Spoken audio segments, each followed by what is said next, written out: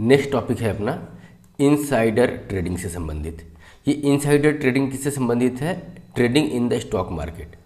और इनसाइडर कौन होते हैं? वैसे व्यक्ति जो किसी कंपनी, फर्म या ऑर्गेनाइजेशन से ऐसे जुड़े होते हैं कि उसका स्टॉक एक्सचेंज पे लिस्टेड होता है, उसका शेयर स्टॉक एक्सचेंज पे लिस्टेड होता है और उसके बारे में कुछ इंटरनल जानकारी होती है जो कि अनडिस्क्लोज्ड है, पब्लिकली जो है वो पब्लिश्ड नहीं है, मतलब पब्लिक के डोमेन में नहीं है, लेकिन वो चीज़ें होने वाली हैं जिसकी जानकारी हमें उस कंपनी से एसोसिएटेड होने की वजह से पहले से पता होता है और उसके अकॉर्डिंगली जो है हम अपने ट्रेडिंग को मतलब जो है एकम्प्लिश करते हैं और आउटकम को जो है एंजॉय करते हैं। तो ये जो ट्रेडिंग जो प्रैक्टिस है जो इसको बोलते हैं इनसाइडर ट्रेडिंग प्रैक्टिस, और ये जो है इंडिया में सेबी के द्वारा बैन है। तो क्या होता है? Insider trading involve trading stock based on the non public information. जो नॉन पब्लिक इन्फॉर्मेशन मतलब जो वही इन्फॉर्मेशन जो पब्लिक में होना चाहिए वो पब्लिक में अवेलेबल नहीं है, लेकिन आप चूँकि जुड़े हुए हैं उस संस्था से, वो जानकारी आपको पहले प्राप्त हो गई और उसके चलते जो है आप स्टॉक में मतलब ट्रेडिंग करके अनड्यूज एडवांटेज जो है गेन करते हैं। इसे बोलते हैं इनसाइडर ट्रेडिंग। इनसाइडर इसमें कौन हो सकता है? Insider are the person directly connected with the company because of their position and those having reasonable connection with the unpublished priced sensitive information of the company। तो मतलब वो कंपनी का ही व्यक्ति होता है जो डायरेक्टली एसोसिएटेड होता है, कनेक्टेड होता है कंपनी से, और चूँकि वो कंपनी में एक ऐसा पोजीशन होल्ड करता है जिसके चलते उसको जो है रीजनेबल कनेक्टिविटी एवं अनपब्लिश्ड पर प्राइस सेंसिटिव इन्फॉर्मेशन जो उसको पहले से मिल जाता है और वो अपने इससे जो है ट्रेडिंग बिहेवियर को उसी के हिसाब से अडॉप्ट करता है। कौन कौन हो सकते हैं इनसाइडर में? मर्चेंट बैंक हो सकते हैं, डिवेंचर ट्रस्टी हो सकते हैं, स्टॉक ब्रोकर भी हो सकता है, अकाउंटेंसी फर्म्स भी हो सकते हैं। जैसे अकाउंटेंसी फर्म्स का मतलब भाई देखिए, मान लीजिए कोई बैंक का किसी फर्म्स का बैलेंस शीट मेंटेन कर रहा है, उसके अकाउंट को चेक कर रहा है, ठीक है। अब जब उसका क्वार्टरली रिजल्ट, एनुअली रिजल्ट आने वाला है तो उसके पहले से ही उस अकाउंटेंसी फर्म जो उसका ऑडिट किया है, चाहे अकाउंट अपडेट किया है, उसको पता है कि इसका क्या रिजल्ट है। तो रिजल्ट डिक्लेयर करने से पहले उसको पहले जो है उसकी जानकारी हो जाती है। तो एक टाइप का वो वहाँ पे इनसाइडर हो गया। और रिजल्ट डिक्लेयर होने से पहले ही जो है वो अपना स्टॉक का पोजीशन जो है पहले से जो है डिसाइड कर लेता है। उसी तरीके से लॉ फर्म का मतलब ये हुआ कि मान लीजिए कोई डिस्प्यूट वगैरह चल रहा है किसी कंपनी का और सुप्रीम कोर्ट में क्या जजमेंट आने वाला है उस लॉ फर्म को पता है, तो वो जो है इस तरीके से अपना जो है स्टॉक ट्रेडिंग वगैरह जो है डिसीजन लेते हैं।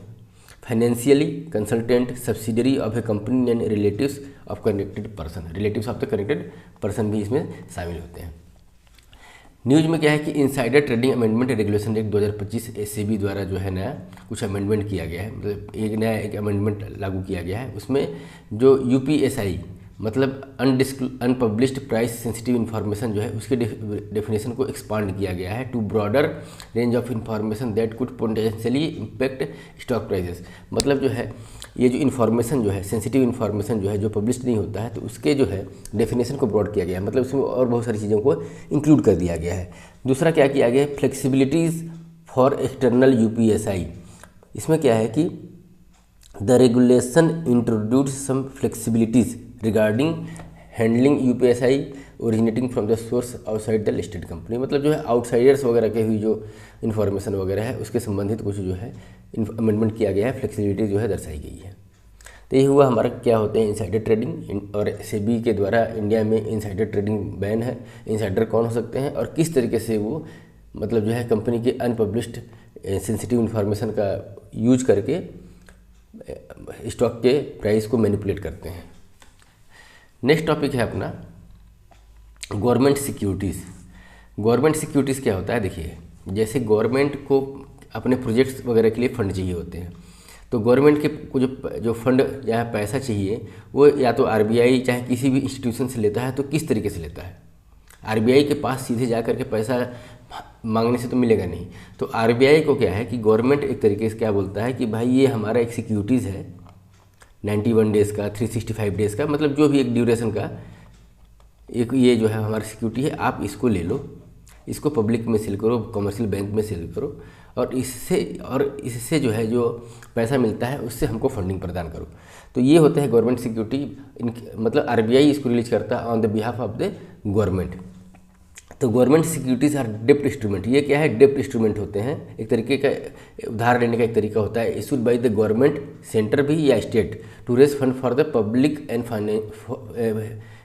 To raise funds from the public और फाइनेंशियल इंस्टीट्यूशन। तो पब्लिक और फाइनेंशियल इंस्टीट्यूशन से जो है एक तरीके का जो है डेप्ट इकट्ठा करने का, डेप्ट रेज करने का एक माध्यम है government securities. In return the government page periodic interest payment भी, मतलब जो इसके एवज में जो है गवर्नमेंट जो है पीरियोडिकली जो है इंटरेस्ट पेमेंट करता है या कूपन के माध्यम से जो है उसको पेमेंट करता है। On maturity the government return the initial amount as a principal और फेस वैल्यू। और जब मैच्योरिटी हो जाती है तो उस गवर्नमेंट जो है वो जो प्रिंसिपल अमाउंट है या फेस वैल्यू का अमाउंट है वो उसको वापस कर देता है। इशूड बाई आरबीआई, आरबीआई के द्वारा इशू किया जाता है, ठीक है। आरबीआई इसमें माध्यम है इशू करने का, through an auction on it's electronic E Kuber platform. E Kuber platform जो है वो आरबीआई का है, जिसमें ऑनलाइन जो है ये ऑक्शन होता है गवर्नमेंट की सिक्योरिटी बॉन्ड का खरीद और बेचने का जो है एक प्लेटफॉर्म है। आरबीआई पब्लिक डेप्ट office act as its registry और डिपोजिटरी, और आरबीआई का पब्लिक डेप्ट ऑफिस जो है इसका रजिस्ट्री चाहे डिपोजिटरी है। They carry practical no risk of the default and hence are called risk free gilt edge instrument. क्योंकि क्या है कि इस जो सिक्योरिटी बॉन्ड है इसकी बैकिंग किसके पास होती है, इसकी गारंटी किसकी होती है, गवर्नमेंट की होती है। तो डिफ़ॉल्ट होने का चांस इसमें बहुत कम होता है, इसलिए इसको gilt edge, risk free gilt edge instrument भी बोलते हैं। कार्य कैसे करता है ये देखिए। सिक्योरिटी बॉन्ड में जो इंटरेस्ट आपको मिलता है, मान लीजिए गवर्नमेंट ने 100 रुपये का सिक्योरिटी बॉन्ड खरीदा, जारी किया, ठीक है। तो ये जो बॉन्ड होता है 100 रुपये का वो दो टाइप का होता है। एक तो कूपन बॉन्ड, एक तो जीरो कूपन बॉन्ड होता है, एक कूपन बॉन्ड होता है, ठीक है। जीरो कूपन बॉन्ड का मतलब जो होता है कि उसमें कुछ भी जो है कूपन नहीं रहेगा। तो क्या होता है, वो डिस्काउंट वैल्यू पे मिलता है। मतलब अगर सिंपल सा चीज़ है, 100 रुपये का बॉन्ड है तो उसकी फेस वैल्यू कितनी है, 100 रुपये है। लेकिन क्या है, ये आपको डिस्काउंट रेट पे मिलेगा, मतलब 10% के डिस्काउंट रेट पे मिलेगा, तो वो 90 रुपये में आपको खरीदना है, ठीक है। इसकी मैच्योरिटी मान लीजिए 365 डेज़ है, तो 365 डेज़ के पास आप जाएंगे तो आपको जो फेस वैल्यू है, मतलब फेस पे उसके उस पेपर पे कितना लिखा हुआ है, 100 रुपये, तो वो आपको 100 रुपये मिल जाएगा। तो इस तरीके से जो है आप 90 में खरीदे, 100 रुपये का बॉन्ड आपको 90 में मिला और 100 रुपये की मैच्योरिटी पे 100 रुपये आपको मिल गया। तो ये हुआ जीरो कूपन बॉन्ड। दूसरा क्या होता है कि एक कूपन बॉन्ड होते हैं। तो कूपन बॉन्ड क्या होते हैं कि मान लीजिए 100 रुपये का ही बॉन्ड आपने खरीदा, तो उसके साथ आपको एक कूपन दे दिया गया 10 रुपये का, ठीक है। तो जब आप मैच्योरिटी के समय जाएंगे तो आपको जो है 100 रुपये तो मिलेगा ही मिलेगा, 10 रुपये का जो कूपन है आप अलग से उसको जो है क्लेम करेंगे तो 10 रुपये अलग से आपको मिल जाएगा। तो जो 100 रुपये का बॉन्ड हुआ अल्टीमेटली आपको 110 रुपये उसमें बेनिफिट मिला। तो ये जो है फंक्शन कैसे करता है, कूपन बॉन्ड और zero coupon bond. Types of government securities देखिए, एक तो होता है शॉर्ट टर्म जो लेस देन 1 ईयर्स का होता है, उसमें जो है पहला जो है ट्रेजरी बिल। तो money market and short term, देखिए मनी मार्केट क्या होता है, मनी मार्केट वो होता है जो 1 साल के लिए काम, एक लेस देन 1 ईयर के लिए जो है कार्य करता है, उसको बोलते हैं मनी मार्केट। तो money market and short term डेप्ट इंस्ट्रूमेंट है क्या है, treasury bill. Zero coupon securities and pay no interest, मतलब ये जीरो कूपन बॉन्ड होते हैं। मतलब जीरो कूपन बॉन्ड का मतलब यहाँ पे क्या हुआ, वो आपको 100 रुपये की चीज़ 90 रुपये मतलब डिस्काउंट प्राइस पे मिलती है। Issued at discount and redeemed at the face value at the maturity, मतलब डिस्काउंट रेट पे आपको मिलता है, और जब रिडेम्पशन मतलब जो है इसको जब इनकेस करने की बारी आती है तो वो आपको फेस वैल्यू के आधार पे आपको रिडेम्पशन होता है। इशूड इन 3 टेन्योर, मतलब 3 टेन्योर पे मिलता है आपको। एक तो 91 डेज़ का मिलता है, दूसरा 182 डेज़ और तीसरा 364 डेज़। कैश मैनेजमेंट बिल, ये भी एक शॉर्ट टर्म जो है बोरोविंग प्रोग्राम है, मैच्योरिटी लेस देन 91 डेज़। ये जो है 91 डेज़ से भी कम की मैच्योरिटी होती है। Instrument introduced by the government of India to meet the temporary mismatch in the cash flow. Temporary जो मिसमैच होता है, मिसमैच कैश फ्लो का होता है, उसको मैनेज करने के लिए 91 डेज से भी कम टाइम का जो है एक बिल जो जनरेट किया जाता है उसको बोलते हैं कैश मैनेजमेंट बिल। इसमें जो है अब आपको जो है एक चीज़ या तो आप समझ लीजिए ये होमवर्क है या क्लास वर्क है, जो ये समझ लीजिए कि जैसे ये कैश मैनेजमेंट बिल है तो वैसे ही एक होता है way and means advance WMA। तो ये क्या चीज़ है और ये अगर कैश मैनेजमेंट से डिफरेंस है तो कैसे डिफरेंस है, क्या दोनों का मतलब दोनों शॉर्ट टर्म ही होता है, लेकिन दोनों के शॉर्ट टर्म में फंडिंग किस तरीके से जो है और किससे जो है ऑब्टेन की जाती है। तो ये आप एक बार WMA जो है एक बार ज़रूर देखिएगा। और अगर बाय द वे आपको इसके बारे में जानकारी चाहिए, अगर समझ में नहीं आता है तो आप कमेंट में ज़रूर बताइएगा, मैं इसको फिर से WMA को जो है एक्सप्लेन करूँगा ये, लेकिन ये आपके लिए एक तरीके से होमवर्क हो गया। लॉन्ग टर्म मेच्योरिटी वाले जो बॉन्ड्स होते हैं, सिक्योरिटीज़ होते हैं, उसको 1 साल से ऊपर के जो ड्यूरेशन वाले होते हैं उनको long term government securities bond बोलते हैं। तो उसमें पहला है dated government security, carry a fixed और floating interest rate paid on the face value on half yearly basis with maturity ranging from the 5 to 40 years. मतलब जो है ये जो है डेटेड गवर्नमेंट सिक्योरिटीज़ होते हैं वो जो है वो मतलब 5 से 40 साल तक का मेच्योरिटी का पीरियड होता है। उसका जो इंटरेस्ट होता है वो हाफ मतलब छमाही जो है हर 6 महीने पे काउंट होता है, और वो फ्लोटिंग चाहे फिक्स इंटरेस्ट रेट पे जो है उसको जो है गवर्नमेंट पे करती है। तो दूसरा इसमें क्या है कि state government with half yearly interest, SDL जो है, एक SDL जो सिक्योरिटीज़ है डेटेड सिक्योरिटी, उसको ये स्टेट गवर्नमेंट के द्वारा जारी किया जाता है with half yearly interest payment, और उसकी मेच्योरिटी जो है वो लॉन्ग टर्म के लिए ही होती है। जो स्टेट गवर्नमेंट के द्वारा डेटेड सिक्योरिटीज़ रिलीज किया जाता है उसकी भी मेच्योरिटी लॉन्ग टर्म के लिए ही होती है। ठीक है, सेंट्रल गवर्नमेंट और स्टेट गवर्नमेंट के जो डेटेड सिक्योरिटीज़ हैं उसमें डिफरेंस क्या है कि central government issued both treasury bill भी इशू करती है एंड बॉन्ड भी, बॉन्ड और डेटेड सिक्योरिटी, जबकि स्टेट गवर्नमेंट जो है इशू ओनली बॉन्ड और डेटेड सिक्योरिटी, केवल बॉन्ड और डेटेड सिक्योरिटी रिलीज मतलब इशू करती है, called as a state development loan SDL। ठीक है, और ट्रेजरी बिल वगैरह जो है वो सेंट्रल गवर्नमेंट रिलीज करती है, ऑक्शन करती है। नेक्स्ट टॉपिक है अपना शॉर्ट सेलिंग। शॉर्ट सेलिंग क्या है कि SEBI इनिशिएटली band short selling in 2001। ये शॉर्ट सेलिंग क्या होता है कि जैसे हमारे पास क्या है कि जैसे कोई स्टॉक है तो हम अगर परचेस करके रखें तब हम उसको सेल करते हैं। ठीक है, लेकिन अगर ऐसा क्या प्रोविज़न हो सकता है कि हम कोई स्टॉक अभी हमारे पास है ही नहीं, पहले हम उसको सेल कर दें। ठीक है, पहले हम उसको सेल कर दें और बाद में जब हम को जब लगेगा एक ड्यूरेशन के बाद हम फिर उसको बाई करेंगे, मतलब पहले सेल फिर बाद में बाई। तो ऐसे प्रोसेस को बोलते हैं शॉर्ट सेलिंग। ये 2001 जो है SEBI initially banned short selling in 2001, लेकिन in July 2007 SEBI issued guidelines allowing institutional investors to engage in the short selling. In 2008 both retail and institutional investors were permitted to engage in short selling 7 years after the ban. मतलब जो है अब जो है 2008 के बाद से जो है शॉर्ट सेलिंग अलाउ हो गया इंडिविजुअल के लिए भी और इंस्टीट्यूशन के लिए भी। क्या होता है short selling? It allows investor to sell stock without owing them. मतलब आपके पास स्टॉक नहीं है तब भी आप उसको सेल कर सकते हैं, aiming to profit from the decline in the stock price. मतलब जो एम क्या होता है कि जैसे मतलब अब जैसे कि मान लीजिए मार्केट में क्रैश आने वाला है, ठीक है, अब क्रैश आने वाला है तो क्रैश आने वाला है मतलब मार्केट डाउनफॉल होने वाला है। तो अब इस सिचुएशन में क्या है कि आप पहले से सेल करके बैठ जाते हो और जब बॉटम आउट होता है, जब बॉटम पे आ जाता है मार्केट, तो आप इसको क्या है बाई कर लेते हो। सपोज दैट कोई भी कंपनी है, मतलब कोई भी XYZ एक कंपनी है, उसका स्टॉक का प्राइस 100 रुपये है, आपको प्रोडिक्टिबिलिटी है कि वो 80 रुपये जाएगा, तो आप अभी बेच दो उसको 80 रुपये में खरीद लेना। ये जो है शॉर्ट सेलिंग हुआ। विदाउट होल्डिंग XYZ स्टॉक्स आप पहले से इसको सेल करके बैठ सकते हो। करेंट रिस्ट्रिक्शन क्या है? SEBI banned naked short selling and permit it only to stock in the future and option segment. अभी करंट रिस्ट्रिक्शन क्या है कि शॉर्ट सेलिंग जो है ना वो नेकेड शॉर्ट सेलिंग अलाउड नहीं है। नेकेड शॉर्ट सेलिंग मतलब क्या है कि मतलब कोई डायरेक्ट स्टॉक जो है ना वो आप शॉर्ट सेल नहीं कर सकते हो। क्या करना होगा शॉर्ट सेल करने के लिए? आपको ऑप्शन पे जाना पड़ेगा, मतलब डेरिवेटिव्स में जाना पड़ेगा आपको। डेरिवेटिव्स मतलब फ्यूचर और ऑप्शन सेगमेंट में जा करके आपको शॉर्ट सेल करना पड़ेगा। शॉर्ट सेलिंग कितने टाइप का होता है? एक कवर्ड शॉर्ट सेलिंग होता है। कवर्ड का मतलब होता है कि आप जो चीज़ सेल कर रहे हो तो इसके एवज में कुछ न कुछ चीज़ है ना, उसको कवर करने के लिए कुछ न कुछ चीज़ आप बाई करके चले हो। तो seller borrow share to ensure delivery at a settlement permitted in India under regulatory condition.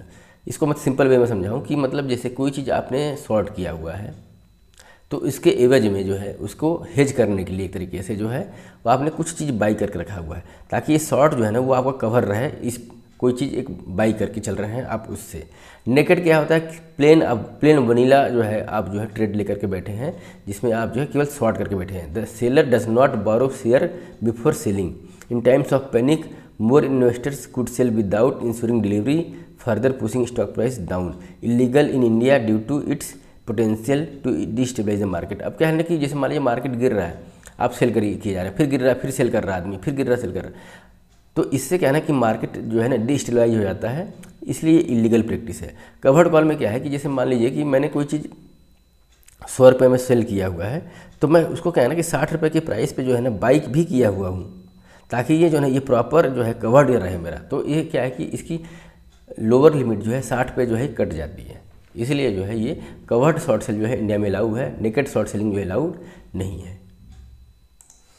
तो सेबी क्या है कि इसी शॉर्ट सेलिंग में कुछ रिफॉर्म करने की बात कर रही है, जो कि प्रपोजल है। इसमें institutional investors may no longer need to disclose upfront short sell, मतलब अभी इसमें एक रिफॉर्म की बात हो रही है, जो कि अभी मतलब इस एग्जामिनेशन के पर्सपेक्टिव से जो है ये एक्स्ट्रा हो जाएगा।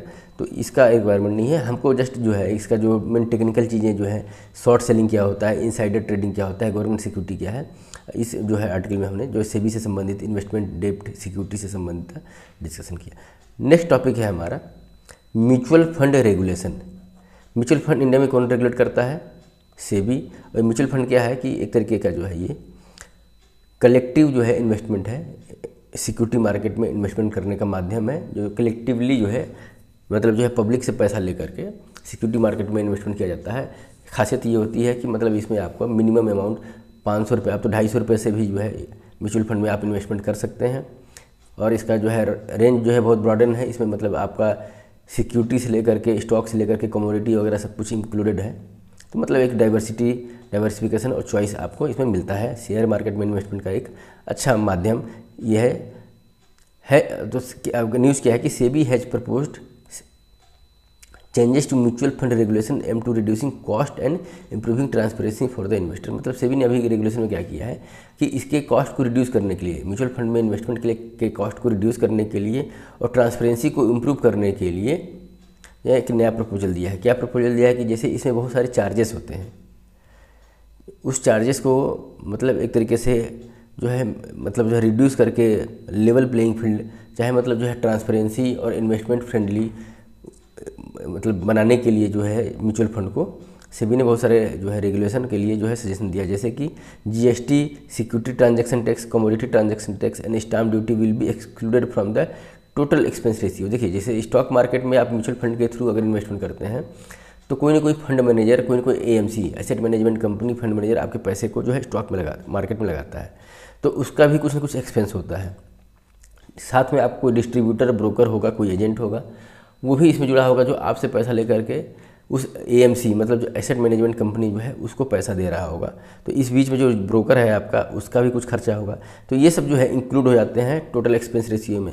इसके अलावा पहले क्या थे कि जितने भी टैक्सेस थे, GST, security transaction tax, commodity transaction tax, stamp duty, वो भी टोटल एक्सपेंस रेशियो में आते थे।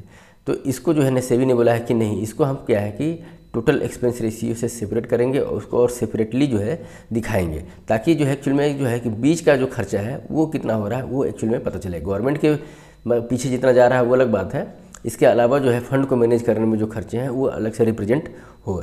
Exit load charge, the additional 5 basis point charges on scheme introduced in the 2012 that levies an exit load will be removed.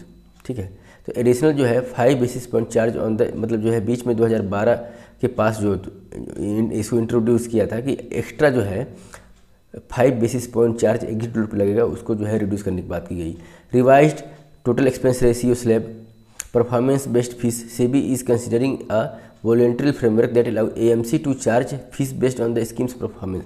मतलब जो है सेबी ने एक तरीके से जो है एएमसी को एक तरीके का छूट दिया है कि अगर आपका फंड का परफॉर्मेंस अच्छा है तो इसके हिसाब से आप जो है चार्जेस जो है आप मतलब जो है क्लेम कर सकते हैं अपने क्लाइंट से।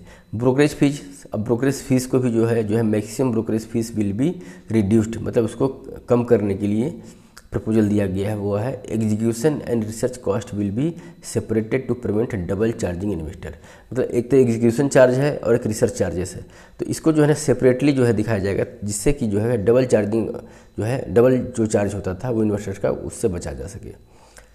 तो ये हुआ मतलब जो है इस म्यूचुअल फंड से संबंधित जो प्रपोजल है सेबी का, वो ये है निवेशक शिविर बाई IEPFA। ये जो है लॉन्च किया गया निवेशक शिविर जो है वो investor education and protection fund authority IEPFA जो है और सेबी के द्वारा to simplify reclaiming unclaimed dividend and share and enhance financial literacy. मतलब जो है इस इंस्टीट्यूशन का जो है बेसिकली जो है यूज यही है कि अनक्लेम्ड डिविडेंड, स्टॉक, रिफंड पैसा, शेयर ये सब चीज़ें जो है अनक्लेम्ड है, तो वो जो है क्लेम करने के समय वो मिल जाए। दूसरा जो है फाइनेंशियल लिटरेसी को भी प्रमोट करना। Reduce investors dependence on intermediaries. इससे क्या होता है कि इसका जो मेन एम ये है कि जो इंटरमीडियरीज है, जैसे मान लीजिए हमारा कोई अनक्लेम्ड पैसा है, कोई हमारा मतलब जो है नेक्स्ट जनरेशन मतलब फादर का अगर पैसा है वो नहीं है, तो उनके जो डिपेंडेंट हैं उनको अगर मिलने वाला है, तो जो बीच के इंटरमीडियरीज जो इन्वॉल्व हो जाते हैं उससे जो है इसको फ्री करना, उसके इन्वॉल्वमेंट को कम करना, जिससे क्या है कि फ्रॉड और मिस इन्फॉर्मेशन के रिस्क को मिनिमाइज किया जा सकता है। इंस्टीट्यूशनल सपोर्ट क्या है, ये जो निवेशक शिविर जो है वो backed by SEBI and the institutional of chartered accountant of India. ये दोनों मिलकर के जो है ये निवेशक शिविर IEPFA के अंतर्गत हो रहा है। क्या है IEPFA? ये जो है 2016 में under the section 125 of the companies act 2013 इसके तहत जो है इसको इस्टेब्लिश किया गया था। Manage the investors education and protection fund and promote investors education. मतलब क्या प्रमोट करता है? इन्वेस्टर्स के एजुकेशन को, promote investors rights, management manage unclaimed financial assets and conduct outreach to enhance financially literacy and safeguard investment. मतलब एक तरीके से तो ये क्या है, इन्वेस्टर्स का जो है एक मित्र है, जो उनको मतलब जो है एक तरीके से जो है फाइनेंशियल लिटरेसी के साथ साथ जो है उनका जो फाइनेंशियली राइट है, क्लेम, ये सब सेटलमेंट वगैरह में जो है एक तरीके का मदद करता है। तो नोडल मिनिस्ट्री कौन है इस इंस्टीट्यूशन की? तो मिनिस्ट्री ऑफ कॉर्पोरेट अफेयर है। और IEPFA जो है वो consist of the amount that remained unclaimed for 7 year. मतलब वो इसमें जो है 7 सालों तक जो है अगर किसी अकाउंट को क्लेम नहीं किया गया तो उसका जो है एक तरीके का रिकॉर्ड ये रखता है। वो अकाउंट कौन से हो सकते हैं? अगर जैसे डिविडेंड पे किया गया हो और उसको कोई क्लेम ना किया हो, तो वैसे जो है चीज़ों उसको दोबारा क्लेम किया जा सकता है। डिविडेंड्स, रिफंड अमाउंट अगर मतलब मिला हो लेकिन कोई किसी के अकाउंट में क्लेम करने वाला ना हो तो रिफंड अमाउंट।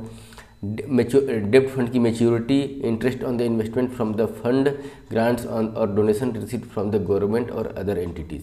तो ये सब चीज़ों को जो है इसके अंतर्गत रखा गया है।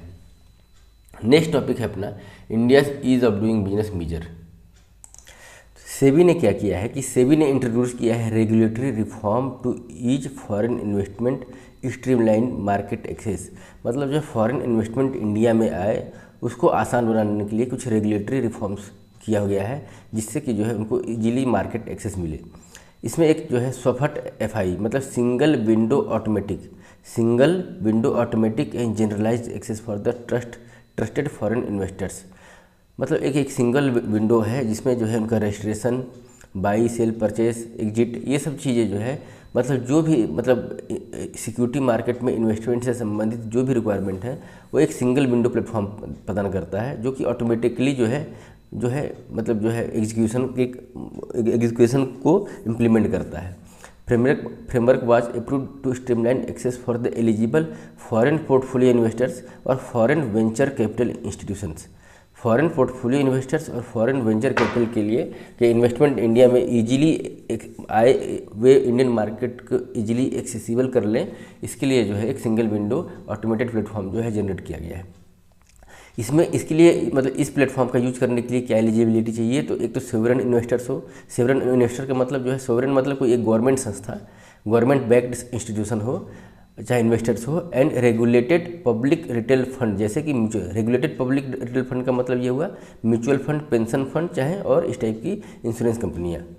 और Indian market access portal, SEBI launch the portal as a digital single window for the seamless FPI registration, compliance and market entry approval. ऐसा जो है मतलब एक तरीके का सिंगल विंडो प्लेटफॉर्म जिसमें जो है FPI का मतलब फॉरेन पोर्टफोलियो इन्वेस्टर्स के registration, compliance and market entry approval जो है इजीली हो पाए, इसके लिए इंडियन मार्केट एक्सेस पोर्टल जो है लॉन्च किया गया। एसेट का रिक्लासिफिकेशन किया गया। इस रिक्लासिफिकेशन में क्या है कि रियल इस्टेट इन्वेस्टमेंट ट्रस्ट, क्या है real estate investment trust, one type का ये म्यूचुअल फंड होता है, उसको रिक्लासीफाई किया गया है क्या ऐसे इक्विटी, लेकिन वहीं पे इनवाइट्स मतलब जो इंफ्रास्ट्रक्चर इन्वेस्टमेंट ट्रस्ट जो है उसको क्या है हाइब्रिड कैटेगरी का जो है क्लासिफिकेशन में उसको हाइब्रिड कैटेगरी ही रखा गया है under the SEBI norms, enabling mutual fund to invest in real estate and infrastructure asset. मतलब इनको जो है मतलब इक्विटी और हाइब्रिड कैटेगरी में रखने की वजह से जो है अब म्यूचुअल फंड जो है आराम मतलब इजी वे में रियल इस्टेट और इंफ्रास्ट्रक्चर में भी जो है इन्वेस्टमेंट कर सकते हैं। और ये जो मिनिमम जो है पब्लिक ऑफरिंग जो है इसको रिड्यूस किया गया है कि मतलब कोई एक बड़ी कंपनी है, 1 से लेके 5 लाख करोड़ तक की कंपनी है, तो उसको जो मिनिमम पब्लिक होल्डिंग है पहले 5% था, उसको रिड्यूस करके 2.75% कर दिया गया है। मतलब जब वो IPO लाएगी तो IPO लाने के लिए बड़ा IPO लाने की ज़रूरत नहीं है, छोटा IPO मतलब जो है पैसे जैसे पहले 5% तक का जो है अपना शेयर जो है वो डिवोल्यूशन करना पड़ता था IPO के माध्यम से, अब उसको 2.75 करने से भी जो है वो IPO में लिस्टेड हो जाएगी। इससे क्या हुआ है कि फंड एक तो बहुत जल्दी क्विक फंड रेजिंग वाला काम हो जाएगा, दूसरा जो है इजीली जो है फंड इजीली और क्विक वे में फंड जो है वो रेज हो जाएगा। और न्यू कैटेगरी ऑफ जो है अल्टरनेटिव इन्वेस्टमेंट फंड को जो है उसमें भी जो है मान्यता दी गई है, approval of new category of alternative investment fund. Exit load जो है वो मतलब स्टॉक को जब आप एक पर्टिकुलर पीरियड से पहले अगर सेल करते हैं तो कुछ एग्जिट लोड लगता है, तो उसको भी रिड्यूस करके 5 से 3% कर दिया गया है, जिससे जो है इन्वेस्टर्स का कॉन्फिडेंस जो है मार्केट में बढ़ता है। Strengthen the investors protection and increase redemption flexibility. तो ये हुआ सेबी का ease of investment in the stock market, ease of doing in business through the stock market जो है उसको इम्प्रूव करने के लिए क्या क्या प्रपोजल और रिफॉर्म्स किए गए हैं। इसमें जब वही फॉरेन वेंचर कैपिटल इन्वेस्टर्स क्या होते हैं, तो ये फॉरेन एंटिटी, कोई एक foreign entity investing in unlisted equity share of the startups and venture capital undertaken in India. मतलब जो ऐसे मतलब जो है फॉरेन इन्वेस्टर्स जो कि अनलिस्टेड इक्विटी शेयर में चाहे कुछ नया स्टार्टअप में जो पैसा लगाते हैं तो उनको फॉरेन वेंचर कैपिटल इन्वेस्टर्स बोलते हैं।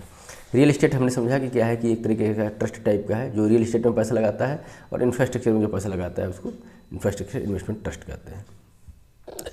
इंफ्रास्ट्रक्चर इन्वेस्टमेंट ट्रस्ट में आपको टोल, लीज और कंसेशन से जो है पैसा जनरेट होता है, इनकम जनरेट होता है। वहीं रियल एस्टेट इन्वेस्टमेंट ट्रस्ट से आपको एक तरीके का रेंटल इनकम चाहे डिविडेंड वगैरह मिलता है। Distribution earning, rental income, dividends to the investors through the investing in the real estate investment trust. अब अपना जो है टॉपिक क्या है नेक्स्ट जो है सेबी से संबंधित है कि सेबी के बारे में हम देख लेते हैं कि किस तरीके की संस्था है, कब एस्टेब्लिश हुआ और क्या क्या पावर है। तो act as a principal regulator, SEBI क्या है, act as a principal regulator for the securities market and watchdog of the Indian capital. मतलब इंडियन कैपिटल मार्केट का एक तरीके से जो है रेगुलेटर है, उसको वॉच करता है। सिक्योरिटी मार्केट का प्रिंसिपल रेगुलेटर है। कब इंट्रोड्यूस किया गया था इसको, जो है पहली बार जो है establish as a non statutory body. Non statutory body 1988 में इसको के रूप में इसको इस्टेब्लिश किया गया था 1988 में। बाद में जब हर्षद मेहता का जो केस हुआ था उसके बाद जो है इसको स्टैट्यूटरी पावर दिया गया। तो 1992 के बाद ये जो है सेबी एक्ट के तहत स्टैट्यूटरी बॉडी हो गया। किसके अंतर्गत आता है, मिनिस्ट्री ऑफ फाइनेंस के अंतर्गत आता है, ठीक है। और बोर्ड ऑफ डायरेक्टर्स इसमें 9 होते हैं, मतलब जो है इसके बोर्ड ऑफ डायरेक्टर में 9 मेंबर होते हैं। उसमें एक चेयरमैन होता है जो गवर्नमेंट के द्वारा अपॉइंट किया जाता है। RBI का 1 मेंबर होता है, फाइनेंस मिनिस्ट्री के 2 मेंबर होते हैं, और 5 मेंबर जो होते हैं गवर्नमेंट अपॉइंटेड मेंबर्स होते हैं। तो टोटल इसमें जो है 9 मेंबर्स होते हैं। हेडक्वार्टर कहाँ पे है इसका, मुंबई में है, और रीजनल ऑफिस चेन्नई, अहमदाबाद और कोलकाता में है। की फोकस एरिया क्या है कि इशूअर्स ने फैसिलिटेट कैपिटल रेजिंग। मतलब अगर किसी फर्म को, किसी ऑर्गेनाइजेशन को, किसी कंपनी को फंड रेज करना है तो ये एक तरीके का सेबी जो है एक प्लेटफॉर्म प्रदान करता है, फैसिलिटेट करता है कि जैसे कि आप FPO या IPO या FPO के रूप में पैसा आप जो है IPO या NFO के रूप में जो है मार्केट से पैसा भी लेते हैं, और बाद में जो है उसके अलावा भी अगर चाहिए तो IPO के बाद FPO का भी प्रोविजन इसमें दिया जाता है।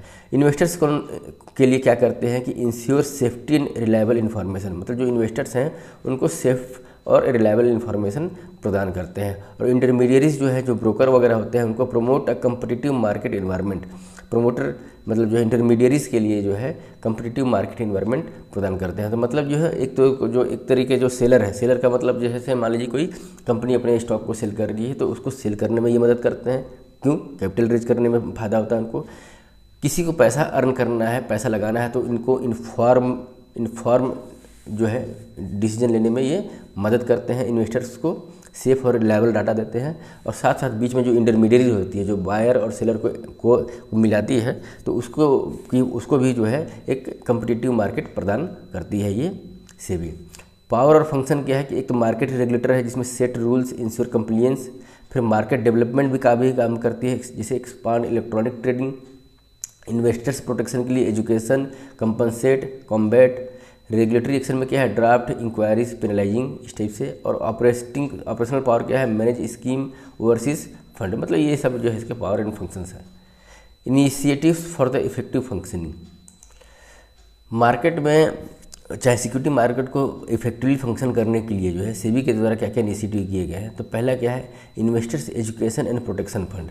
ये क्या है कि promote investors awareness and protection, मतलब इसमें जो है इन्वेस्टर्स को जो एक तरीके से एजुकेशन, साथ साथ उनके क्लेम का सेटलमेंट, अनक्लेम पैसे का सेटलमेंट, ये इससे संबंधित जो है जानकारी चाहे सुविधा प्रदान करता है ये इंस्टीट्यूशन।